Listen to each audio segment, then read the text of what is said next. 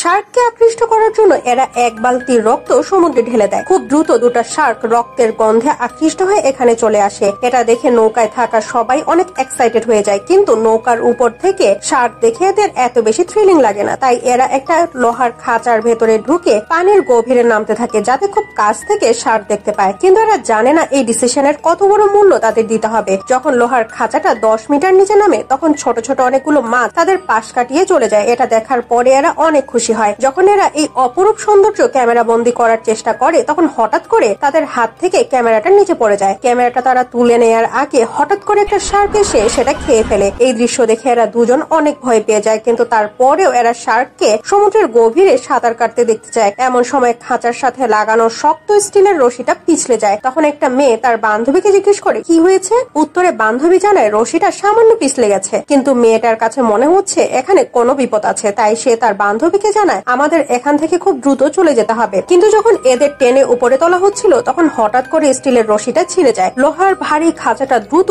সমুদ্রের গভীরে তলিয়ে যেতে শুরু করে। 10 সেকেন্ডেরও কম সময় এরা সমুদ্রের গভীরে 20 মিটার নিচে চলে আসে। ধাক্কার আঘাত সামলানোর জন্য মেয়ে দুটো লোহার খাঁচাটাকে শক্ত করে চেপে ধরে, কিন্তু নিচে পড়ে যাওয়ার প্রবল গতির জন্য এরা দুজন অজ্ঞান হয়ে যায়। এর মাঝে এরা সমুদ্রের তলদেশে পড়ে যায়। অনেক সময় কেটে যায়, তারপরে মেয়ে দুজনের জ্ঞান ফিরে আসে। এদের অনেক ভয় লাগছে। তখন এরা একজন আরেকজনকে সান্ত্বনা দেয়, কারণ এরা যত ভয় পাবে তত দ্রুত তাদের অক্সিজেন শেষ হয়ে যাবে। এখন এরা বুঝতে পারে যে তারা সমুদ্রের 47 মিটার গভীরে পড়ে গেছে, আর তারা বাইরে কারোর সাথে কোনো রকম যোগাযোগ করতে পারছে না। উপরে যাওয়ার জন্য এখন তাদের নিজেদেরই চেষ্টা করতে হবে। এরা খাঁচার ভেতর থেকে মৃত্যুর জন্য অপেক্ষা করতে চায় না। তাই তারা নিজেদের শরীর থেকে অক্সিজেন ট্যাঙ্ক খুলে ফেলে লোহার খাঁচাটা থেকে বের হওয়ার চেষ্টা করে, কিন্তু মাস্কটা এমন করে আটকে আছে যে তারা বাইরে বের হতে পারে না। তাই তারা নিজেদের মাস্ক খুলে ফেলে বাইরে বের হওয়ার চেষ্টা করে, কিন্তু এরা জানে না বাইরে তাদের জন্য সেই খুনি শার্কগুলো অপেক্ষা করছে।